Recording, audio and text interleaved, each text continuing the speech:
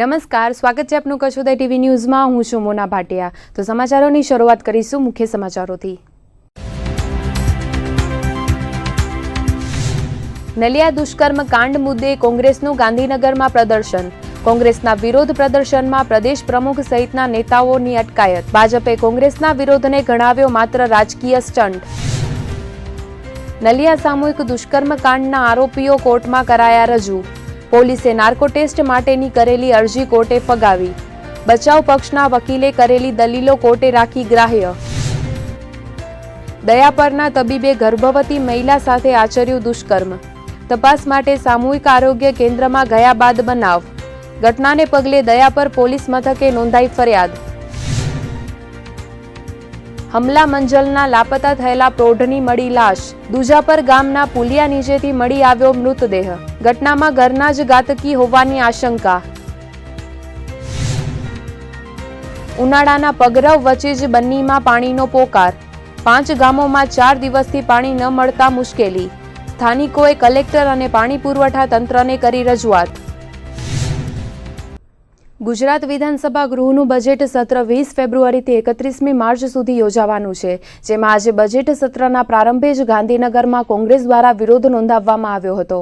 આજથી શરૂ થનારા સત્રમાં કુલ 26 દિવસમાં 28 બેઠકો મળશે, જેમાં આજે પ્રથમ દિવસે રાજ્યપાલ OP કોહલી પ્રવચન કરવાના હતા, જેનો કોંગ્રેસ દ્વારા બહિષ્કાર કરીને વિધાનસભાને ઘેરાવ કરાયો હતો। કોંગ્રેસ દ્વારા સત્યાગ્રહ છાવણીમાં એક જાહેર સભાનું આયોજન કરવામાં આવ્યું હતું। ગુજરાતમાં બહુચર્ચિત નલિયા સામૂહિક દુષ્કર્મ કાંડનો મુદ્દો વિધાનસભા સત્રની શરૂઆતમાં જ ગાજી ઉઠ્યો હતો। સત્રના પહેલા દિવસે વિધાનસભામાં રાજ્યપાલના સંબોધન વખતે કોંગ્રેસના ધારાસભ્યોએ સૂત્રોચ્ચાર કરીને વિરોધ નોંધાવ્યો હતો। નલિયા કાંડને પગલે કોંગ્રેસના ધારાસભ્યો બળાત્કારી જનતા પાર્ટી, ભાજપથી બેટી બચાવો જેવા સૂત્રોચ્ચાર કરીને વિવિધ બેનરો અને પ્લેકાર્ડ સાથે વેલમાં ધસી આવ્યા હતા। જો કે કોંગ્રેસના ધારાસભ્યો દ્વારા વિરોધને પગલે રાજ્યપાલે પોતાનું સંબોધન ટૂંકાવી નાખ્યું હતું અને વિધાનસભા ગૃહમાંથી બહાર નીકળી ગયા હતા। કોંગ્રેસના વિરોધને પગલે વિધાનસભાની કાર્યવાહી 15 મિનિટ સુધી સ્થગિત કરવામાં આવી હતી। 15 મિનિટ બાદ કાર્યવાહી પુનઃ શરૂ કરવામાં આવી હતી।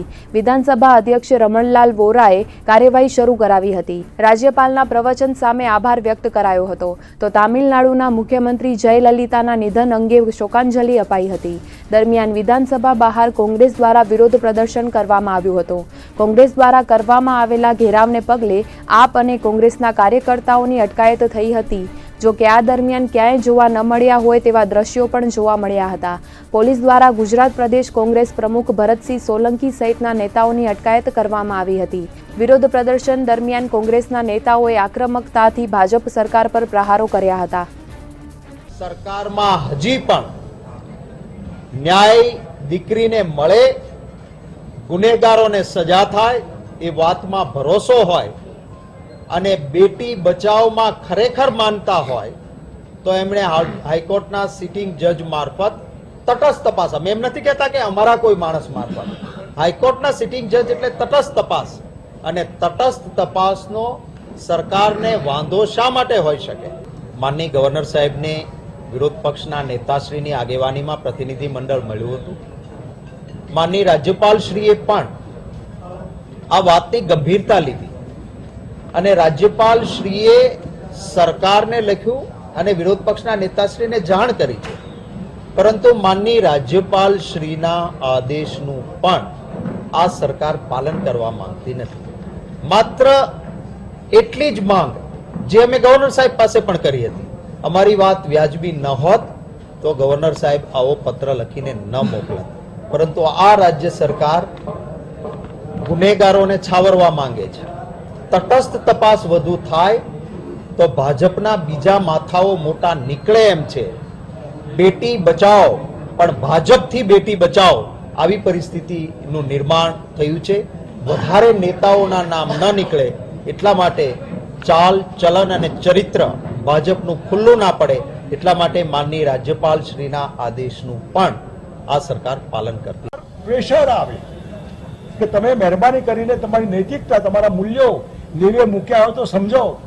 આ પબ્લિક તમને ક્યાં ફેંકી દેશે ખબર નહીં પડે, અને એટલા માટે જે સૂત્રોચ્ચાર અમારા હતા કે બેટી બચાવો, બેટી બચાવો, ભાજપિયા અને ભાજપના રાજમાં બેટી બચાવો, બળાત્કારી જુલમી પાર્ટી બળાત્કારી જનતા પાર્ટી, બીજેપી આ પર્યાય બની ગયા અને હાઈકોર્ટના સિટિંગ જજની અમે તપાસ આપો, એ તપાસનો તાપ એમનાથી સહન ન થયો.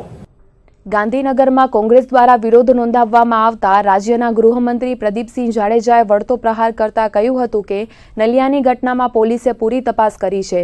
કોંગ્રેસ આ ઘટનાને માત્ર રાજકીય મુદ્દો બનાવીને આગામી ચૂંટણીને ધ્યાને લઈને વિરોધ કરે છે. નલિયામાં જે યાત્રા કાઢી હતી તે વખતે પણ નલિયામાં કચ્છની પ્રજા દ્વારા એનો ચારેકોર વિરોધ કરવામાં આવ્યો અને આજે અહીંયા એ સભા રાખવામાં આવી હતી જેની અંદર એમને 10,000 લોકોનો અંદાજ હતો. માત્ર 1,000 જેટલા લોકો એકત્રિત થયા. ભારતીય જનતા પાર્ટી, વિજયભાઈ રૂપાણીની સરકાર ગુજરાતની અંદર કોઈ પણ બહેન સાથે અત્યાચાર થાય તો એના માટે કડકમાં કડક પગલાં લેવા માટે કટિબદ્ધ છે. નલિયાકાંડ મુદ્દે એક તરફ ગાંધીનગરમાં કોંગ્રેસ દ્વારા ભારે વિરોધ નોંધાવવામાં આવ્યો હતો, ત્યાં બીજી તરફ નલિયામાં સામૂહિક દુષ્કર્મ કાંડમાં સંડોવાયેલા આરોપીઓને એસઆઈટી દ્વારા કોર્ટમાં રજૂ કરાયા હતા. આ ઘટનામાં ઝડપાયેલા 8 આરોપીઓની સઘન તપાસ માટે તપાસનીશ એસઆઈટીએ નાર્કો ટેસ્ટ કરાવવાની અરજી કોર્ટમાં કરી હતી, પરંતુ કોર્ટે નાર્કો ટેસ્ટ માટે કરાયેલી અરજી નામંજૂર કરી હતી. પોલીસ દ્વારા કરાયેલી માંગને પગલે બચાવ પક્ષે આ ટેસ્ટ કરવા માટે અગાઉ સુપ્રીમ કોર્ટ અને હાઈકોર્ટના ન્યાયાધીશોની ખંડપીઠે ગેરબંધારણીય જાહેર કરી છે. તેવા અગાઉના ચુકાદાઓને આધારે નાર્કો ટેસ્ટની મંજૂરી આપવામાં ના આવે તેવી દલીલો કરાઈ હતી, તો આરોપીઓએ પણ નાર્કો ટેસ્ટ માટે સંમતિ દર્શાવી ન હતી, જેના પગલે મેજિસ્ટ્રેટે આ અરજી ખારીજ કરી હતી. બચાવ પક્ષના વરિષ્ઠ ધારાશાસ્ત્રી એસટી પટેલે કહ્યું હતું કે રાષ્ટ્ર કે સમાજને સામૂહિક સ્તરે હાનિ પહોંચાડે તેવા સંજોગોમાં આ પ્રકારના સાયકોલોજીકલ ટેસ્ટની મંજૂરી ન આપી શકાય. આ દલીલોને આધારે કોર્ટે એસઆઈટીની નાર્કો ટેસ્ટ અરજી ફગાવી હતી. આજરોજ આરોપીઓને આ તપાસના કામે નામદાર નલિયા કોર્ટમાં આરોપીના નાર્કો ટેસ્ટ અને પોલિગ્રાફિક ટેસ્ટની સહમતિ પત્રોની મંજૂરી માટે નલિયા કોર્ટમાં રજૂ કરવામાં આવેલા, જેમાં બંને પક્ષોએ દલીલ થયેલી, જેમાં આરોપીઓએ સહમતિ આપવાનો ઇનકાર કરતા નામદાર કોર્ટે જે અરજી છે એ નામંજૂર કરેલી. આગળ આ બાબતે આરોપીઓના છે એ વૈજ્ઞાનિક ઢબે જે પૂછપરછ અમારી તપાસની ચાલુ છે, તપાસ ચાલુ રહેશે. અને ઉપરાંત તપાસ ટીમના જે અલગ અલગ અમારા સભ્યો છે તપાસમાં જ્યારે રિમાન્ડ આરોપીના પૂરા થશે ત્યારબાદ એ નક્કી કરવામાં આવશે.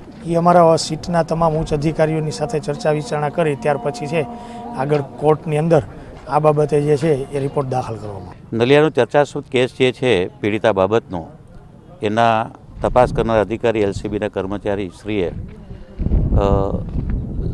Narco test live detective test માટે કે આરોપીનો લાઇવ ડિટેક્ટિવ ટેસ્ટ થવો જોઈએ એ સંબંધીની અરજી હતી, અને અરજી અનુસંધાને લાંબા ગાળાની દલીલો બાદ નામદાર શ્રી સુપ્રીમ કોર્ટે આપેલા ચુકાદામાં, નામદાર શ્રી ગુજરાત હાઈકોર્ટે આપેલા ચુકાદાને અને નામદાર શ્રી બોમ્બે હાઈકોર્ટે આપેલા ચુકાદાઓને તમામને નજરતળે રાખી આવો ટેસ્ટ હાલના કેસમાં આપી શકાય તેમ નથી એવા તારણ ઉપર આવી અને ઇન્વેસ્ટિગેશન ઓફિસરની અરજી નામંજૂર કરેલી છે. તો બીજી તરફ નલિયા દુષ્કર્મ કાંડની પીડિતાના પૂર્વ પતિએ પીડિતા સામે પોલીસ ફરિયાદ નોંધાવવા કરેલી અરજી કોર્ટે માન્ય રાખી છે અને આ સંદર્ભે પોલીસને ફરિયાદ નોંધવા માટેનો હુકમ કર્યો છે. નલિયા દુષ્કર્મ કાંડનો મામલો પ્રકાશમાં આવ્યા બાદ આ કેસની પીડિત મહિલાના પૂર્વ પતિએ પણ પીડિતા સામે ફરિયાદ નોંધાવવા લડાઈ આદરી હતી, જેમાં તેમના વકીલ મારફતે પશ્ચિમ કચ્છ એસપી મકરંદ ચૌહાણને ફરિયાદ નોંધવા અરજી કરાઈ હતી, પરંતુ પોલીસે અરજી ગ્રાહ્ય ન રાખતા કોર્ટમાં ફરિયાદ નોંધાવવા માટે અરજી કરાઈ હતી, જેમાં પોલીસને આ સંદર્ભે ફરિયાદ નોંધવા હુકમ કરાયો છે. ઉલ્લેખનીય છે કે નલિયા કાંડની પીડિતાએ તેના અગાઉના પતિ સાથે વિશ્વાસઘાત કર્યો હોવાના આક્ષેપો થયા છે, તેમજ તેના અગાઉથી જ લગ્ન થયા હોવા છતાં પુનઃ લગ્ન કરીને માત્ર એક જ દિવસ લગ્ન ચલાવીને છૂટાછેડા લીધા હતા, જેમાં ખોટી રીતે વળતર લેવાની લાલચે લગ્ન કર્યા હોવાના આક્ષેપો પીડિત મહિલા પર થયા છે. ત્યારે હવે આ સંદર્ભે પણ પોલીસ ફરિયાદ નોંધાય તેવા એંધાણ સર્જાયા છે. નલિયા સામૂહિક દુષ્કર્મ કાંડના પડઘા હજુ સમ્યા નથી, ત્યાં લખપતમાં સરકારી તબીબે દુષ્કર્મ આચરતા ખળભળાટ મચી ગઈ છે. પ્રાપ્ત વિગતો મુજબ લખપત તાલુકાના નરા ગામની ગર્ભવતી મહિલા દયાપરના સામૂહિક આરોગ્ય કેન્દ્રમાં ચકાસણી માટે ગઈ હતી. તબીબી ચકાસણી વખતે અહીંના ડોક્ટર આકાશ ખન્નાએ ગર્ભવતી મહિલાને તપાસણી દરમિયાન ગેનનું ઇન્જેક્શન આપ્યું હોવાનું જાણવા મળ્યું હતું. તપાસણી વખતે મહિલાના પરિવારજનોને પણ અંદર આવવા દેવામાં આવ્યા ન હતા અને તબીબે પરિણીતાને ઘેનની દવા આપીને તેની સાથે દુષ્કર્મ આચર્યું હતું. તપાસમાં લાંબો સમય વીત્યા બાદ પરિવારજનોએ સામૂહિક આરોગ્ય કેન્દ્રમાં હોબાળો કર્યો હતો. તો આ સમગ્ર મામલે દયાપર પોલીસ મથકે સામૂહિક આરોગ્ય કેન્દ્રના તબીબ આકાશ ખન્ના સામે ફરિયાદ નોંધાવી હતી. ઘટનાને પગલે સામૂહિક આરોગ્ય કેન્દ્ર પર મોટી સંખ્યામાં લોકો ઉમટી પડ્યા હતા અને તબીબે ગર્ભવતી મહિલા સાથે જે રીતે અડપલા કર્યા હતા તે ઘટનાને વખોડવામાં આવી હતી. સમગ્ર મામલો પોલીસ ચોપડે ચડ્યા બાદ નખત્રાણાના ડીવાયએસપી પણ ઘટનાની ગંભીરતાને જોતા દયા પર ધસી ગયા હતા. એક તરફ નલિયા કાંડને લઈને સમગ્ર ગુજરાતમાં ચકચાર મચેલી છે, તે વખતે જ દયાપરમાં સરકારી તબીબે કરેલા દુષ્કર્મને કારણે હોબાળો મચ્યો છે. તો આ ઘટનામાં વિધિવત પોલીસ ફરિયાદ નોંધાયા બાદ પોલીસે આરોપી તબીબ આકાશ ખન્નાને ઝડપી પાડ્યો હતો.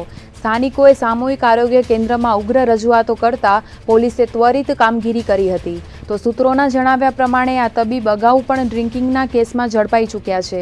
પહેલેથી જ વિવાદી રહેલા તબીબે આજે હદ વટાવતા બળાત્કારના કેસમાં તેમની ધરપકડ થઈ હતી. અબડાસા તાલુકાના રામપર અબડાની એક પરિણીત મહિલા પર થયેલ બળાત્કારના કેસમાં નલિયા પોલીસે આરોપીની ધરપકડ કરી હતી. ગત 16 ફેબ્રુઆરીના રાત્રિના 12 વાગ્યાના અરસામાં પરિણીતા પોતાના ઘેર એકલી હતી. ત્યારે એકલતાનો લાભ લઈને આરોપીઓ મોઢા પર રૂમાલ બાંધીને બાઇક પર બેસાડીને ગામની સીમમાં લઈ ગયો હતો. ત્યાં મરજી વિરુદ્ધ દુષ્કર્મ આચરાયો હોવાની ફરિયાદ પીડિતાએ 19 ફેબ્રુઆરીના નલિયા પોલીસ મથકમાં નોંધાવી હતી. પીડિતાએ નોંધાવેલી ફરિયાદ મુજબ 16મી ફેબ્રુઆરીમાં પોતાના ફળિયામાં લગ્ન હોવાથી તેનો પતિ લગ્નમાં ગયો હતો અને પીડિતા એકલી હતી. ત્યારે આરોપી હીરા રવજી કોલીએ આ દુષ્કર્મ આચર્યું હતું, જેની તપાસ નલિયાના પીએસઆઈ બીએમ ઝાલા દ્વારા કરવામાં આવી રહી હતી. તે દરમિયાન પોલીસે આરોપી હીરા રવજી કોલીને ઝડપી પાડ્યો હતો અને હવે આરોપીના મેડિકલ ટેસ્ટ સહિતની આગળની કાર્યવાહી નલિયા પોલીસ દ્વારા હાથ ધરાઈ છે. આ નલિયા પોલીસ સ્ટેશનના હદનું રામપર અબડા ગામ છે. ત્યાંની એક પરિણીત મહિલા બેને પોલીસ સ્ટેશનમાં આવી અને ફરિયાદ કરેલ કે તારીખ 15/2/17 રાત્રિના 12 વાગ્યાના સમયે હું મારા ઘરે હતી અને મારા પતિ બાજુના ફળિયામાં લગ્નમાં ગયા હતા અને હું એકલી હતી. ત્યારે અમારા બાજુમાં રહેતો હીરા રવજી કોહલી જે એકલતાનો લાભ લઈ મારા મોઢા ઉપર રૂમાલ રાખી અને પોતાની મોટરસાઇકલ ઉપર બેસાડી મને સીમમાં જંગલમાં લઈ ગયેલ અને મારી સાથે બળાત્કાર કરેલ. એ બાબતની હું આજે પોલીસ સ્ટેશનમાં આવી ફરિયાદ કરું છું. તો આ બેનની ફરિયાદ અમોએ લીધેલ છે અને આ ફરિયાદની તપાસ પીએસઆઈ શ્રી ડીએમ ઝાલા સાહેબ ચલાવી રહ્યા છે અને આ કુકર્મ કરનાર આરોપીને તારીખ 19/2/17 એરેસ્ટ કરેલ છે અને આ કામની આગળની તપાસ પીએસઆઈ શ્રી ડીએમ ઝાલા સાહેબ ચલાવી રહેલ છે. માંડવી તાલુકાના હમલા મંજલ ગામે રહેતા પ્રૌઢ 16 દિવસ પહેલા લાપતા થયા હતા. ત્યારે આ લાપતા થયેલા વૃદ્ધની ભેદી હત્યા કરીને તેના મૃતદેહને ફેંકી દેવાયો હોવાનું સપાટી પર આવ્યું છે. ગુમ થયેલા પ્રૌઢની હત્યા કરવા પાછળ પોતાના જ ઘરના ઘાતકી હોવાનું ખુલતા હમલા મંજલ સહિત કચ્છભરમાં ચકચાર મચી ગઈ છે. ગઢશીશાથી મંગવાણા જતા દુજાપર ગામના પુલિયા નીચેથી ગટરના પાણીમાંથી પ્રૌઢનો મૃતદેહ મળી આવ્યો હતો. ત્યારે પોલીસે લાશનું પીએમ કરાવવા માટેની કવાયત હાથ ધરી હતી. માંડવી તાલુકાના હમલા મંજલ ગામે રહેતા 52 વર્ષીય હઠુભા સતુભા જાડેજા ગત 4 ફેબ્રુઆરીએ મગજની બીમારીની દવા લેવાનું કહીને ઘેરથી નીકળ્યા હતા. ત્યારબાદ તેઓ પરત ન ફરતા ગત 15મી ફેબ્રુઆરીએ ગઢશીશા પોલીસ મથકે તેઓ ગુમ થયા હોવાની નોંધ કરાવાઈ હતી. ત્યારે આ ગુમ નોંધની તપાસમાં પ્રૌઢની લાશ મળી આવી હતી. પોલીસને ગુમ નોંધ નોંધાવવાનો બનાવ શંકા પ્રેરિત જણાતા ગઢશીશાના ઇન્ચાર્જ પીઆઈ એનજી વાઘેલા અને તેમની ટીમે યુક્તિ પ્રયુક્તિથી આ સમગ્ર ઘટનાનો ભેદ ઉકેલ્યો હતો, જેમાં પરિવારજનોની પૂછતાછ કરતા સમગ્ર મામલો સપાટી પર આવ્યો હતો અને આ ઘટનામાં ઘરના જ ઘાતકી નીવડ્યા હોવાનો ચોંકાવનારો ખુલાસો થયો હતો અને મૃતદેહ ક્યાં ફેંકવામાં આવ્યો છે તે અંગે આજે સવારથી શોધખોળ આરંભાયા બાદ ગઢશીશાથી મંગવાણા તરફ જતા માર્ગે દુજાપર ગામના પુલિયા નીચેથી ખાતરની ગુણીમાં વીંટળાયેલો મૃતદેહ મળી આવ્યો હતો. ઘટનાને પગલે એકત્ર થયેલા લોકોમાં ચર્ચાતી વાતો મુજબ મૃતક હઠુભાને ગામ છોડીને બહાર જવાનું ગમતું ન હતું, જ્યારે તેમના પત્ની પુત્રીને આ ગામ છોડી અમદાવાદ ચાલ્યા જવા મુદ્દે અવારનવાર ગૃહ કંકાસ થતો હતો. ત્યારે હઠુભાનું ઠંડા કલેજે ઢીમ ઢાળી દેવામાં આવ્યું હોવાની ચર્ચાઓ વહેતી થઈ હતી. તો પોલીસે મૃતદેહનું પીએમ કરાવવા માટે ડેડ બોડીને જામનગર મોકલી છે અને પોલીસે હત્યા કરવા ઉપરાંત પુરાવાનો નાશ કરવા સબબ ગુનો નોંધીને આગળની તપાસ હાથ ધરી છે. આ ઘટના એવી હતી, 4 તારીખે મરણ જનાર ગુમ થઈ ગયા હતા અને 15 તારીખે ગુમ નોંધ એ લોકોએ કરાવી હતી. એમના નાના ભાઈ પ્રભાતસિંહ સતુભા જાડેજાએ 15 તારીખે ગુમ નોંધે અને એ લોકોએ કીધું કે 4 તારીખે ગુમ થયા હતા, પણ અમે અમારા રીતે તપાસ કરતા હતા, જો મળી આવે તો કંઈ કરવું નહોતું, પણ ના મળી આવે એટલે એ લોકોએ 15 તારીખે ગુમ નોંધ કરાવી.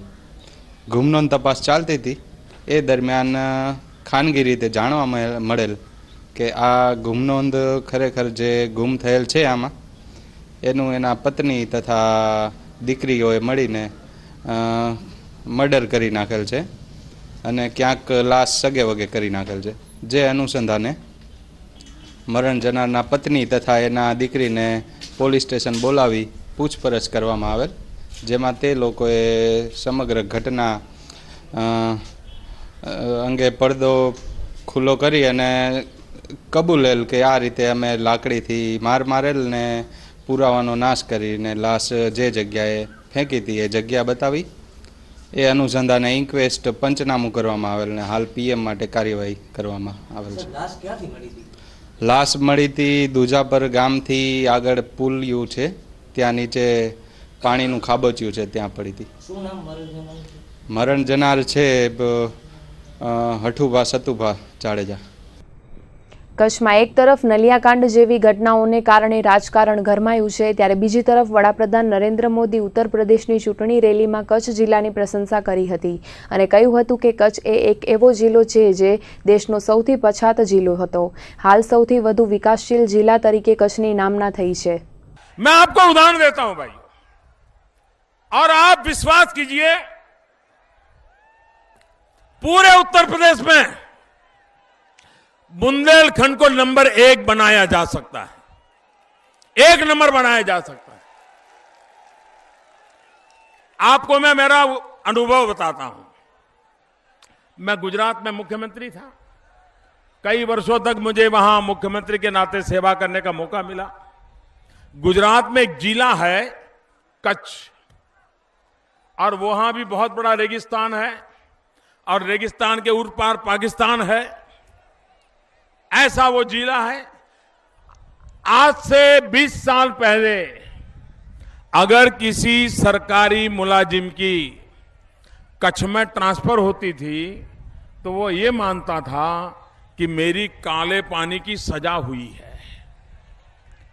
और कच्छ में, हिंदुस्तान में सब जगह पे जनसंख्या वृद्धि होती थी, लेकिन कच्छ जिला ऐसा था कि जहां जनसंख्या कम होती जा रही थी. क्यों? पानी नहीं था, खेती नहीं थी, रेगिस्तान था, उद्योग नहीं था, सब लोग छोड़ छोड़ करके चले जाते थे. 2001 में भूकंप आया. भूकंप के बाद हमने काम शुरू किया. भाइयों बहनों, जो जिला हिंदुस्तान के सबसे पिछड़े जिलों में जिसका नाम था, आज हिंदुस्तान के, सिर्फ गुजरात के नहीं, हिंदुस्तान के सबसे तेज गति से आगे जाने वाले जिलों में उसका नाम दर्ज हो गया भाई.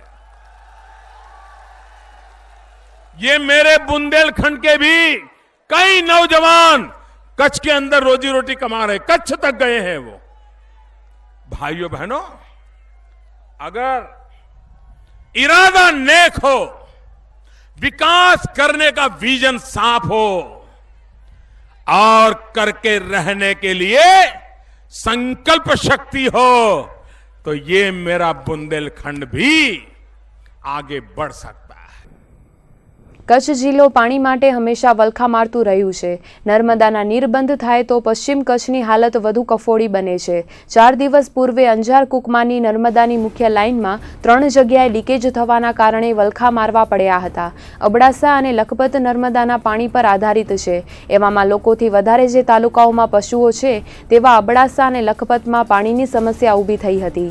પાણીની સમસ્યા વધુ વિકરાળ ન બને તે માટે પાણી પુરવઠા વિભાગ દ્વારા યુદ્ધના ધોરણે ટેન્કરો શરૂ કરવામાં આવ્યા હતા. આજથી પશ્ચિમ કચ્છને પૂરતું પાણી મળવાનું શરૂ થઈ ગયું છે. અંજારથી કુકમાની મેઇન લાઇનમાં પડેલા બંગાળને કારણે GWIL અને પાણી પુરવઠા બોર્ડ દ્વારા યુદ્ધના ધોરણે સમારકામની કામગીરી શરૂ કરી હતી અને 3 દિવસમાં કામગીરીને આટોપી લેવાઈ હતી. ગઈકાલે સાંજે મુખ્ય લાઇનનું સમારકામ પૂર્ણ થઈ જતાં નર્મદા ગઈકાલે 256 MLD પાણી મળ્યું હતું. તો આજે પણ 260 MLD પાણી મળતા પાણીની સમસ્યા હલ થઈ હતી. 16 તારીખ થી શરૂઆત થઈ ત્યારે 16 તારીખથી અંજાર અને ભુજ વચ્ચેની કુકમા સુધીની જે લાઈન છે એમાં 4 લીકેજ થયા અને એક બોગદા વચ્ચેનું એક રેલવે ક્રોસિંગમાં લીકેજ થયું. આ 5 લીકેજ GWIL બહુ યુદ્ધની ઝડપે પૂરો કર્યા, પણ આમ છતાં 17 તારીખે અને 18 તારીખે જે આપણને પુરવઠો અંજારથી કરીને ભુજ અને ભુજથી અબડાસા લખપતના ગામોને મળવો જોઈએ એ સાવ સદન બંધ રહ્યો ને એ આખું સ્થાનિક સોર્સના કારણે આપણે પૂરું કરવાના પ્રયત્નો કર્યા. આમ છતાં 30% કે 35% જેવી ખાદ રહી હતી અને જે માણસોને મુશ્કેલી પડી છે એ બદલ પાણી પુરવઠા બોર્ડ શ્રમા ચાહે છે. પણ આ પાણી પુરવઠા બોર્ડે ટેન્કરોથી પાણી પૂરું પાડવાની પૂરી વ્યવસ્થા કરી છે. બધા ટ્યુબવેલો સંપૂર્ણ કેપેસિટી ચાલે એવા પ્રયત્નો કરેલા છે અને હાલમાં પરિસ્થિતિ એવી છે કે ગઈકાલે 19 તારીખે 256 MLD પાણી પડ્યું છે. આજથી રેગ્યુલર 260 MLD જે આપણી જરૂરત છે એ પ્રમાણે ગોઠવાઈ જશે. અત્યારે 260 MLD પાણી પ્રમાણે સ્થિતિ પૂર્વવત થઈ ગઈ છે. ભુજ તાલુકાના બન્ની વિસ્તાર માટે પાણીની સમસ્યા કોઈ નવી વાત નથી. ઉનાળાની શરૂઆતથી જ બન્નીમાં પાણીનો પોકાર ઉઠે છે. તો 4 દિવસ પૂર્વે અંજાર કુકમા લાઇનમાં લીકેજ થવાના કારણે બન્ની વિસ્તારમાં પાણી ન મળ્યું હોવાની વાત પાણી પુરવઠા વિભાગના અધિકારીઓએ સ્થાનિક લોકોને કરી હતી. તો સ્થાનિકોનું માનીએ તો બન્નીના શેરવા, છછલા, ભગાડિયા અને સરાડા ગામને રુદ્રાણી નજીક આવેલા સંપમાંથી પાણી આપવામાં આવે છે. છેલ્લા 4 દિવસથી ભગાડિયા, સરાડા, નાના મોટા, શેરવા તેમજ અન્ય વાંઢોમાં પાણી મળતું નથી. આજે સ્થાનિક ગ્રામજનો અને સરપંચો દ્વારા કલેક્ટરને આવેદનપત્ર પાઠવી રજૂઆત કરાઈ હતી. તો પાણી પુરવઠા અધિકારીઓને પણ પાણી અંગે રજૂઆત કરવામાં આવી હતી. આ તમામ ગામો તેમજ વાંઢમાં નિયમિત પાણી પહોંચાડવામાં આવે તેવી માંગ કરાઈ છે. ઉપરાંત જ્યાં પાણીની લાઈન ન હોય તેવા વિસ્તારોમાં ટેન્કરોથી પાણી પહોંચાડવામાં આવે તેવી માંગ કરાઈ છે. 4 દિવસથી પશુઓને પીવાનું પાણી ન મળવાના કારણે અબોલા જીવો મોતના મુખમાં ધકેલાઈ રહ્યા હોવાનું સ્થાનિકો જણાવી રહ્યા છે.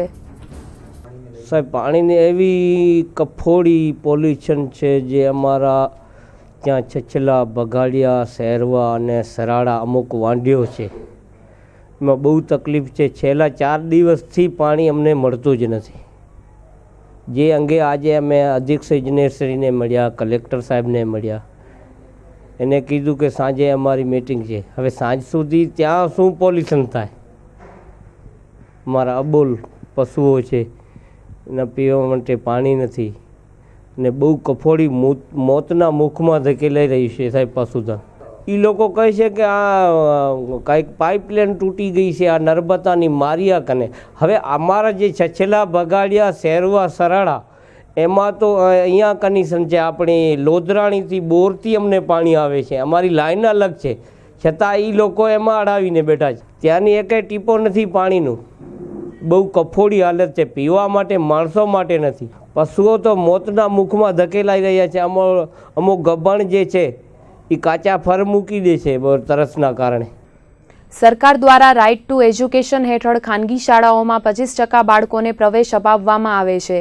ત્યારે આગામી નવા સત્રથી ખાનગી શાળાઓમાં પહેલા ધોરણમાં પ્રવેશ મેળવવા ઈચ્છુકોના આજથી ઓનલાઈન ફોર્મ ભરવાનું ચાલુ થઈ ગયું છે.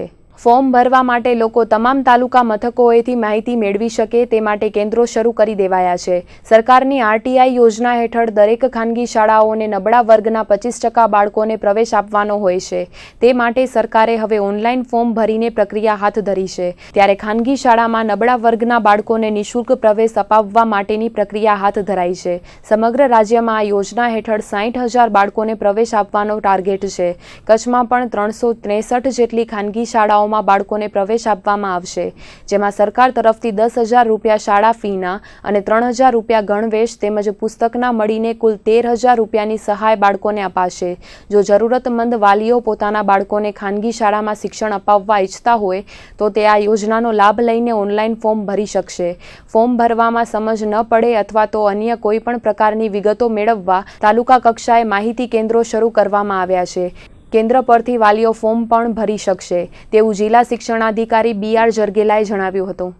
કચ્છ જિલ્લાની અંદર કુલ 10 તાલુકા છે. 10 તાલુકામાં તાલુકા શિક્ષણ અધિકારી પાસે સ્વીકાર કેન્દ્ર છે. એ સિવાય વિશેષ ભુજનો વિસ્તાર વધારે છે જ્યાં સેલ્ફ ફાઇનાન્સ સ્કૂલો વધુ છે. એટલે આપણે ભુજની અંદર ઇન્દ્રાબાઈ સ્કૂલની અંદર અને ગાંધીધામમાં સર્વોદય પ્રાથમિક શાળાની અંદર વધારાના 2 કેન્દ્રો, એટલે કુલ કચ્છ જિલ્લામાં 12 સ્વીકાર કેન્દ્રો છે. આ RT અંતર્ગત ગત સાલ ઓફલાઈન હતું. આ વખતે સરકારે એક વેબ પોર્ટલ બનાવેલું છે અને વેબ પોર્ટલની અંદર જે તે જગ્યાએ પ્રવેશ આપવામાં આવશે અને એના માટે એક નિયત નમૂનો કરેલો. માનો કે કદાચ કોઈ અભણ બાળક હોય અથવા તો અભણ વાલી હોય અને એને ફોર્મ્સ ભરવું હોય તો ત્યાં કલેક્ટર કચેરીની અંદર ભરવામાં આવશે અને દરેક જે ગ્રામ પંચાયતો છે ત્યાં સ્વીકાર કેન્દ્રની અંદર એને ફોર્મ ભરવા માટે વિશેષ કાળજી લેવામાં આવશે અને એના માટેનો ઓનલાઈન પ્રવેશ પ્રક્રિયા છતાં પણ કોઈ વાલી અભણ હોય તો એના માટે નિયત નમૂનો કરેલો છે. એ પોતે ભરી અને અમારા તાલુકા શિક્ષણ અધિકારીને આપશે તો એ પણ એની ઓનલાઈન એન્ટ્રી કરી આપશે. ગયા વર્ષે આપણે 894 વિદ્યાર્થીઓ છે એને પ્રવેશ આપવામાં આવ્યો હતો અને આ જે પ્રવેશ છે એની અંદર સરકારશ્રી તરફથી 10,000 એને જે તે સ્કૂલોને એના શિક્ષણ ફીના ચૂકવવામાં આવે છે અને 3,000 છે એના ગણવેશના ચૂકવવામાં આવે છે. એટલે આપણે 3 વર્ષની ગ્રાન્ટ છે એ આવી જાય છે અને જે તેના ખાતામાં આપી દેવામાં આવી છે. કચ્છને વિશ્વ ફલક પર પહોંચાડનાર અને વિદેશી પ્રવાસીઓને આકર્ષવામાં સક્ષમ એવા કચ્છના ધોરડો ખાતે યોજાતો રણોત્સવ આજે વિધિવત સંપન્ન થઈ ગયો છે. 1 નવેમ્બર 2016ના ઔપચારિક રીતે રણોત્સવનો પ્રારંભ કરવામાં આવ્યો હતો.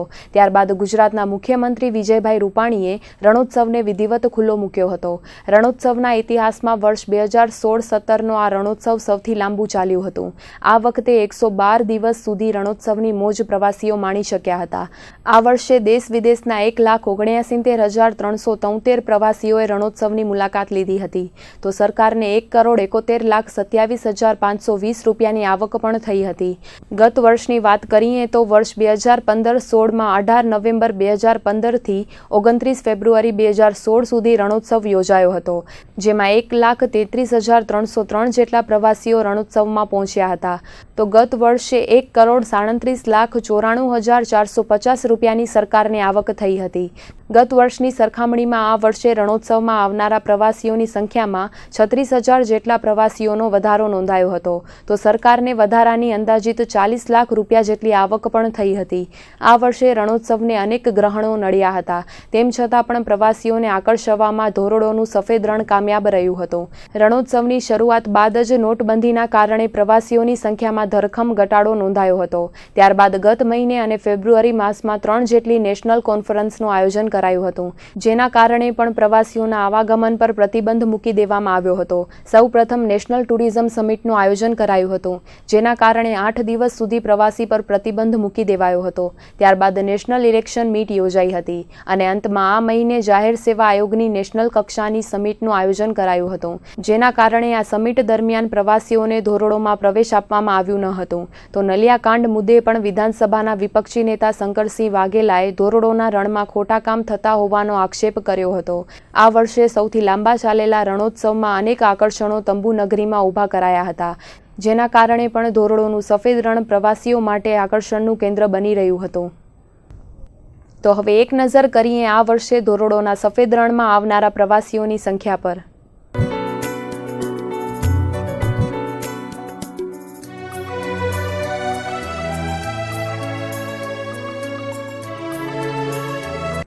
કચ્છ સહિત સમગ્ર ગુજરાતમાં પ્રથમ તબક્કાની ગ્રામ પંચાયતની ચૂંટણી યોજાઈ ચૂકી છે, જ્યારે બીજા તબક્કાની ચૂંટણી આગામી માર્ચ માસના અંતમાં યોજાય તેવી શક્યતાઓ વ્યક્ત કરવામાં આવી રહી છે.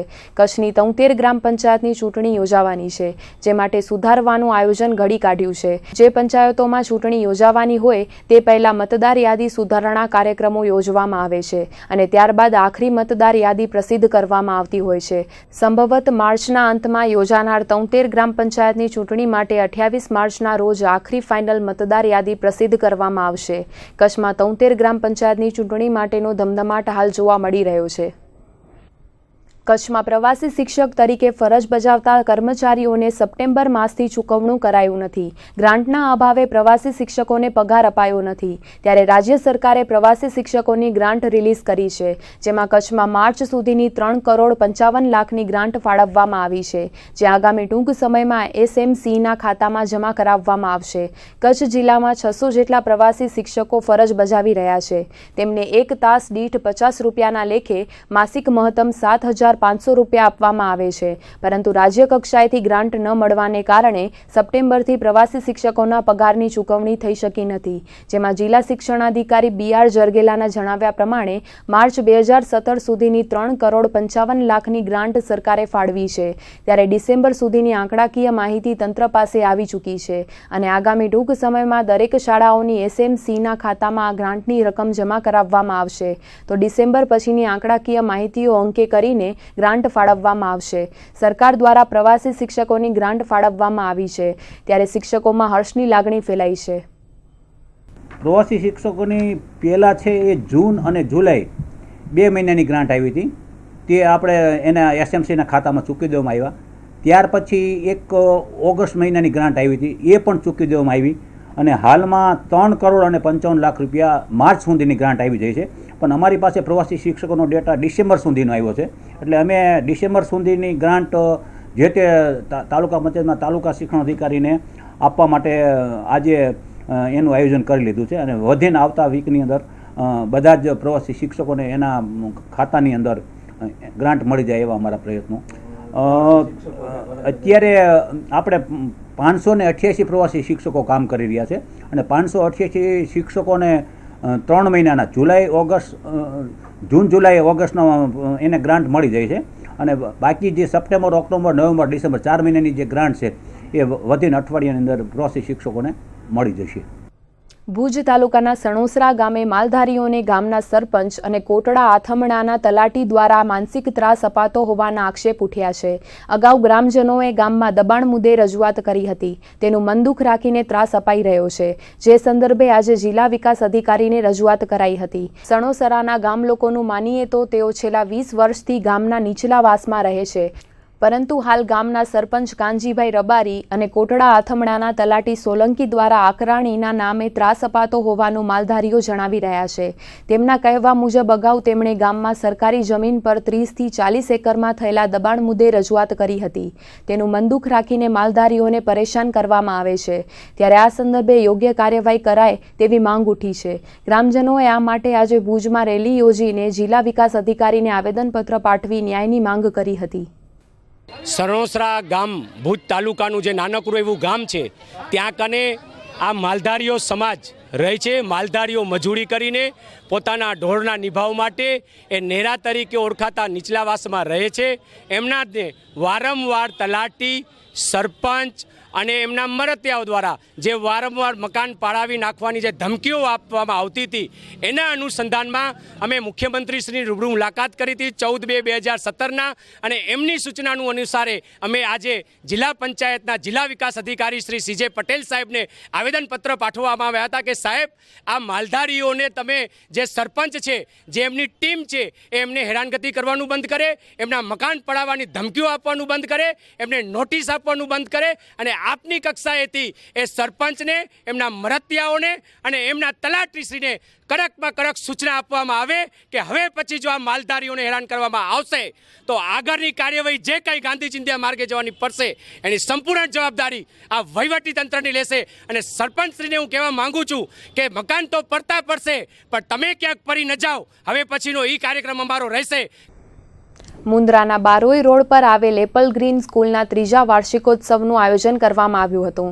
શાળા પરિવાર દ્વારા રંગેચંગે કાર્યક્રમ યોજવામાં આવ્યો હતો. કાર્યક્રમનો પ્રારંભ જિલ્લા પંચાયત શિક્ષણ સમિતિના ચેરમેન છાયાબેન ગઢવીએ દીપ પ્રાગટ્યથી કર્યો હતો. આ મહોત્સવમાં માંડવી મુન્દ્રા વિસ્તારના ધારાસભ્ય તારાચંદ છેડા ખાસ ઉપસ્થિત રહ્યા હતા અને પ્રસંગને અનુરૂપ વક્તવ્ય આપ્યું હતું. કચ્છ જિલ્લા ભાજપ વાણિજ્ય સેલના કન્વીનર ભૂપેન્દ્ર મહેતા, ગાંધીનગરથી આવેલા ભારતીબા સોઢા, મુન્દ્રા તાલુકા ભાજપ પ્રમુખ વાલજીભાઈ ટાપરિયા, બારોઈ ગ્રામ પંચાયતના સરપંચ રંજનબેન ગોર તેમજ અન્ય મહાનુભાવો ઉપસ્થિત રહ્યા હતા. આ પ્રસંગે એપલ ગ્રીન સ્કૂલના ધ્રુવરાજસિંહ ચુડાસમાએ જણાવ્યું હતું કે આ સ્કૂલમાં બેસ્ટ શિક્ષણ આપવામાં આવે છે અને જરૂરતમંદ દર્દીઓને સહાયરૂપ બની રહ્યા છીએ. આ વાર્ષિકોત્સવમાં વીરભદ્રસિંહ, દિનેશ પટેલ, પ્રણવ શાહ, મેડમ સંગીતાબેન, કૃષ્ણાબેન અય્યર તેમજ સ્કૂલનો સ્ટાફ સહિતના ઉપસ્થિત રહ્યા હતા. અમારી એપલ ગ્રીન સ્કૂલ છે એ બારોઈ અને મુન્દ્રા તાલુકાની એવી સ્કૂલ છે કે જ્યાં બધા જ્ઞાતિ, બધા સોશિયલ વર્કરોને સમાવી લેવામાં આવે છે અને નાનામાં નાના લોકોનો અમે એડમિશન આપીએ છીએ. ક્યારે પણ મા બાપનું ઇન્ટરવ્યૂ લેતા નથી અને જેની પાસે ફી ભરવાના પૈસા નથી હોતા એને પણ અમે આપીએ છીએ, કારણ કે શિક્ષણ દેશની માટે બહુ જરૂરી છે. શિક્ષણ હશે તો જ દેશ પ્રગતિ કરી શકશે. અમારો હેતુ એક જ છે કે કોઈ પણ બાળક શિક્ષણ વગર રહી જવું ન જોઈએ અને આ વર્ષે અમારો ત્રીજો વાર્ષિક એન્યુઅલ ડે છે. આજે ઓછામાં ઓછું બારોઈ અને મુન્દ્રા વિસ્તારમાંથી 2000 જેવી પબ્લિક હાજર રહી છે અમારા કાર્યક્રમને સફળ બનાવવા માટે.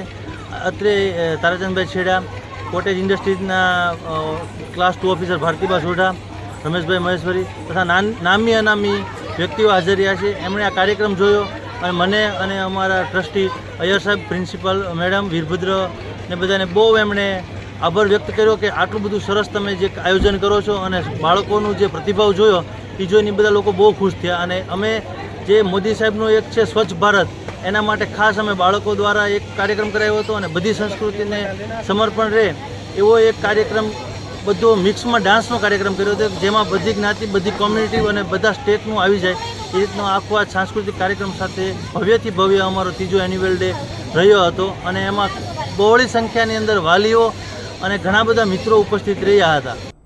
આગામી 24મીએ કચ્છ સહિત સમગ્ર ભારતમાં મહાશિવરાત્રિની ધામધૂમપૂર્વક ઉજવણી કરવામાં આવશે. મહાશિવરાત્રિને હવે જ્યારે ગણતરીના દિવસો બાકી રહ્યા છે ત્યારે તૈયારીઓનો ધમધમાટ જોવા મળી રહ્યો છે. માંડવી ખાતે રવિવારે રોડ શોનું આયોજન કરવામાં આવ્યું હતું. મહિલા બાગ પાસે સમસ્ત હિન્દુ સમાજ દ્વારા માંડવીમાં મહાશિવરાત્રિનું આયોજન કરવામાં આવે છે. રોડ શો દરમિયાન યુવા સંગઠનના યુવાનોએ બાઇક તેમજ કાર પર શિવ ભગવાનના સ્ટીકર લગાડવામાં આવ્યા હતા. સાંજે પ્રોજેક્ટર દ્વારા શિવ મહિમા દર્શાવવામાં આવી હતી. મહાશિવરાત્રિના પૂર્વે છેલ્લા 3 વર્ષથી યુવા સંગઠન દ્વારા આ પ્રકારના રોડ શોનું આયોજન કરવામાં આવે છે. તો મહાશિવરાત્રિ નિમિત્તે આઝાદ ચોક ખાતે વિવિધ ધાર્મિક કાર્યક્રમોનું આયોજન કરવામાં આવે છે, જેમાં હજારોની સંખ્યામાં શિવ ભક્તો હાજરી આપતા હોય છે. આગામી તારીખ 24 અને શુક્રવારના મહાશિવરાત્રિ પર્વ આવી રહ્યો છે ત્યારે મહાશિવરાત્રિ પર્વના શોભાયાત્રાનું આયોજન થાય છે માંડવીમાં છેલ્લા 5 વર્ષથી. આ 5મું વર્ષ છે અને સમસ્ત સનાતન હિન્દુ સમાજ એક સાથે જોડાઈ અને આ પર્વને મહાપર્વ બનાવ્યો છે અને તમામ જ્ઞાતિના પ્રમુખો તેમજ યુવાન કાર્યકર્તાઓના સાથ સહકારથી આ ભવ્ય આયોજન થાય છે. અને છેલ્લા આ આયોજનમાં માંડવી શહેરને કેસરિયામય બનાવી અને શોભાયાત્રા રૂટ તેમજ તમામ મંદિરો, શિવ મંદિરોને ધજા પતાકાથી શણગારવામાં આવે છે. અને ત્યારબાદ મહાશિવરાત્રિના સવારે 8:30 કલાકે જ્ઞાનગીરીજી મઠ મધ્યથી ભવ્ય શોભાયાત્રાનું આયોજન થાય છે, જે શહેરના મુખ્ય માર્ગો પરથી પસાર થઈ અને આઝાદ ચોક મધ્યે પૂર્ણાહુતિ પામે છે. અને આ આખા આયોજનને સફળ બનાવવા માટે કરી અને તમામ હિન્દુ સંગઠનો સાથ સહકાર આપે છે. મુન્દ્રામાં મહારાષ્ટ્ર મિત્ર મંડળ દ્વારા છત્રપતિ શિવાજીની જન્મજયંતિની ધામધૂમથી ઉજવણી કરાઈ હતી. મહારાષ્ટ્ર મિત્ર મંડળના ભાઈ બહેનો શહેરના ભીડભંજન મહાદેવના મંદિરે એકત્રિત થયા હતા અને ત્યાંથી ઢોલ નગારા સાથે ભવ્ય શોભાયાત્રાનો પ્રારંભ થયો હતો. આ શોભાયાત્રા શહેરના એસટી સ્ટેન્ડ, તાલુકા પંચાયત રોડ તેમજ વિવિધ સોસાયટી વિસ્તારોમાંથી પસાર થઈ હતી અને બાદમાં શિવાજી રાવના જીવન ચરિત્ર અંગે વિવિધ મહાનુભાવોએ વક્તવ્ય આપ્યું હતું. આ પ્રસંગે મહારાષ્ટ્ર મિત્ર મંડળના અનિલભાઈ અને સમસ્ત ટીમ તેમજ ધ્રુવરાજસિંહ ચુડાસમા, અશોક નિગડે, ભોજરાજ ગઢવી, દેવેન્દ્ર નિગડે સહિતના હાજર રહ્યા હતા. તો આ હતા આજના કચ્છ ઉદય ટીવી ન્યૂઝ. ફરીથી મળીશું આવતીકાલે. ત્યાર સુધી અમને રજા આપશો. નમસ્કાર.